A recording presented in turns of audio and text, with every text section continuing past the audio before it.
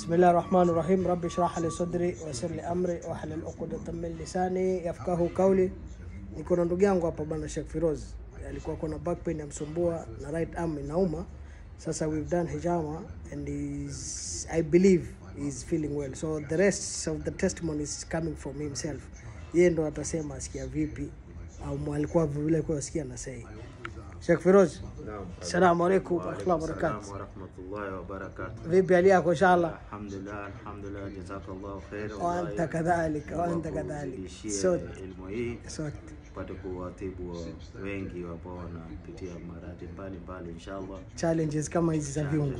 Kama hizi inshallah. Wallahi ni hii katika sunna, basi lolote ambalo ni sunna usiwe na hofu wala na shauku yoyote kabisa. Na ukifanya Allah na kulipa ajira as well. Kabisa. Na upande wa sections vijembe vipi, ziko kwa mild ama zimekuumiza inshallah? Nasikia kama mtu vile anakukuna ambaye anaogopa kuchanjwa, basi asiingie hofu. Hii utashangaa wewe mwenyewe kama umechanjwa ama hukuchanjwa. The sections are very mild. Very. Alhamdulillah, atikilafia. Jazakallahu khair. Atikilafia wa siha wa salama inshallah. Allah kupe siha inshallah. Na wengine ambao hawajafanya hijama, jamani njooni kwa wingi inshallah. Kwa haraka sana. Na tuwafuata nyumbani. Kabisa. We treat from home ama at your homestead. Ukifanya unapumzika nyumbani kwako.